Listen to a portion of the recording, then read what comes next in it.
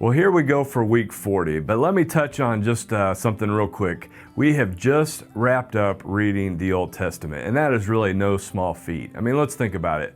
We've been reading about 5 chapters a day, 5 days a week, and it's taken us 9 months to get through the entire Old Testament. And that just shows you how large the Old Testament is.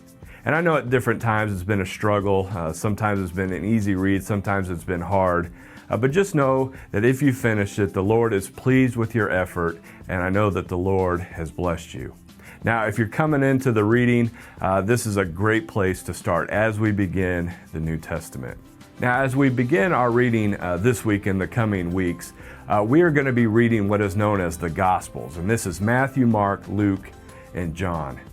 Now, the first 3 of those, Matthew, Mark, and Luke, are known as the Synoptic Gospels. Now, I want to break down those 2 words just a little bit, synoptic and gospels. And let me first of all start with gospel. Well, what does that term mean? Well, gospel simply means an announcement of good news. Now, it has more of a Christian connotation, kind of a churchy word, if you will. But that was not the original usage of this word. It was more generic. And so, for example, in this time period that Matthew and Mark wrote, maybe a king was victorious and they would send their representative into the town, and the representative would give the gospel. They would make this announcement of good news that the king had been victorious, or whatever the situation may have been. And so as believers, they took that term and used it to apply to Christ. And so what we see is that the gospel is the good news of Jesus Christ. We see his life, his death, his teaching, his resurrection, his ascension. All things that are good news for us. We have a broken relationship with the Lord because of our sin. We've seen this very clear in the Old Testament. And now Christ has arrived, and we see this announcement of good news that we can have a restored relationship with the Lord because of who Christ is and what he has accomplished. Now, the other word is synoptic. This is not a word that we use too often, so let me give just a little bit of insight of what this word means. It simply means overlap. And so what you're going to notice as you're reading Matthew and Mark and Luke is that some of the stories, they overlap. Now, you may hear that and say, I don't want to kind of keep reading and repeating the same thing. But we need to remember that repetition is good for us. It helps us learn. But the other thing is that we see different viewpoints and angles with some of these different stories. And I find this very helpful and really gives me confidence that the Gospels are true. And so Matthew may give a story in Mark, and you kind of compare them, and overall the event is very similar in the description. But again, Matthew may give some insight here where Mark gives it here. And this is just like an eyewitness account that we would have. So we may see some event and we could both describe it and it would pretty much match up, but I'm going to bring different things than maybe you do. And this is what is taking place with these synoptic gospels. Now, the other thing that we need to understand with these Gospels is that sometimes we call them a biography. Now, it's not a biography in the sense that we think of it today. We often think in a biography, you kind of get this very full picture of a person's life. They're as they're young, as maybe they're in college, and then as they're older. We don't see this with Jesus. It's not wrong to call it a biography, but it's more accurate to call it an ancient biography. So at the time of Matthew and Mark, when they wrote, there was this genre known as ancient biography. And what would happen is that somebody would write about maybe the main events or the main teaching of somebody. And this is what we see with Christ. We see the main events, we see his main teaching. What's interesting to note is when you kind of look at these different Gospels is that 1/3 to 1/4 of the Gospels focus on the final week of Christ.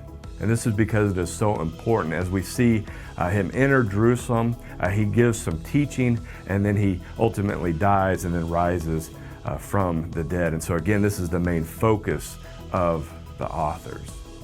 Now, moving on, I want to touch on some of the characters and different groups that we find throughout our reading this week and in the coming weeks. First of all, I want to touch briefly on John the Baptist. Now, we mentioned him in the last video, so I'll just be brief with this. John the Baptist is a cousin of Jesus. We'll see this a little clearer in the Gospel of Luke, where Mary and Elizabeth, they are cousins. And so Jesus and John are cousins. Now, what John is tasked with is to really kind of usher in the Messiah. He is announcing that Jesus, the Lamb of God, has arrived. And so once he does that, he then kind of exits the scene. Now, another group that I want to touch on is that of the disciples. Now, Jesus had a number of disciples, but he had a core group of 12 guys. And this is a very interesting collection. We see one guy, he's a zealot. Okay, he was fighting against the Roman establishment. And then we have another guy, Matthew. He's a tax collector. And those two would have not liked each other. In fact, maybe nobody would have liked Matthew because he was a tax collector, at least initially. And so we see tax collectors, we see zealots, we see fishermen, just this kind of strange collection that Jesus puts together. Now, I want to touch on some of maybe the misconceptions with the disciples. And one is this. As we're reading, there's this accusation against the disciples that they are uneducated. Now, we can hear that and think maybe they weren't very bright, kind of simple-minded. But what that means is that they weren't formally educated in the religious sense. They didn't have formal religious education. I would make the argument, though at times they don't seem very bright as Jesus keeps explaining these things. They just don't get it. That is accurate. I think we would be kind of in the same boat as them. But I think, they were just normal guys. Some of them were probably smarter than others. So for example, Matthew, he's a tax collector, very analytical. He's probably a pretty bright guy. We see some of them are actually business owners. They have a fishing business. So I think it would be wrong to just think of them as uneducated, kind of simple-minded, not all that bright. The other is this.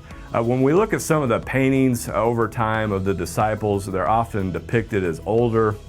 They have a beard, it's gray, and you kind of come across thinking, okay, maybe are they like 50s or 60s or something like that in their age. But we need to remember that Jesus, when he began his ministry, he was around the age of 30, and most, if not all, of the disciples would have been younger than him. So it's probably accurate to say that they are in their 20s or maybe even teenagers. And I think this gives us a little more insight sometimes with why they were struggling to understand what Jesus was saying. I think partly they just weren't getting it, but they were also pretty young, a collection of guys. Now, two of the other groups that I want to touch on is the Sadducees and the Pharisees. Now, these were two Jewish religious groups, and we keep running into them over and over again as we read through the Gospels. Now, let me start with the Sadducees. Okay, they were very wealthy. They were despised by the people. They were not very popular. They did not believe in the supernatural, and it appears that they only embraced really the first 5 books of the Old Testament. And really, when I speak of the supernatural, the main thing that they did not believe in was the resurrection. Okay. Now, the Pharisees, they were more popular. They had a very high emphasis on purity and righteousness. And as a group, they started off good, but by the time we get to the Gospels and when Jesus shows up, what has happened, they've kind of been corrupted. They've taken the law of God and they just keep adding to it all these different requirements. It's really crushing the people with what they are requiring.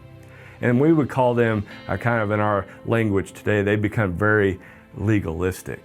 And so we see these two groups, again, over and over again. They're kind of clashing with John the Baptist at times. They're clashing with Jesus. And Jesus, it's so interesting. When he meets with different groups, maybe we call them sinners, this is what it's called in the Gospels, tax collectors, prostitutes, different ones. He is very kind and compassionate to them. But often he is very harsh with the religious establishment because he's trying to wake them up for how they are leading the people astray. Now, as we get to Matthew, we're excited that we're in the New Testament, okay, but then we open up the first chapter and we notice it's a genealogy. And you may say, well, why a genealogy? Well, this gives great insight into one of the main themes that Matthew is trying to explain in his gospel. See, in the Gospel of Luke in chapter 3, Luke, he begins the genealogy and he goes all the way to Adam with the line of Jesus. I mean, he's going way back. But with Matthew, he starts with Abraham and then he mentions David. And so the main point that Matthew is trying to get at is that the long-awaited Messiah from the line of David has arrived, and it's Jesus Christ. And what he shows throughout his gospel is that Jesus is this one that the Jewish people have so long waited for. And Jesus has authority in his teaching, and he is the one that will go to the cross, that he will suffer for his people. This Messiah that they longed for to rule, he first has to die for them, and then one day he will return and he will rule in the new heaven and the new earth. And this is what Matthew is trying to show us. Well, enjoy the reading this week. I know many of us are excited to be in the New Testament, and I know the Lord will bless you as you read through this great gospel.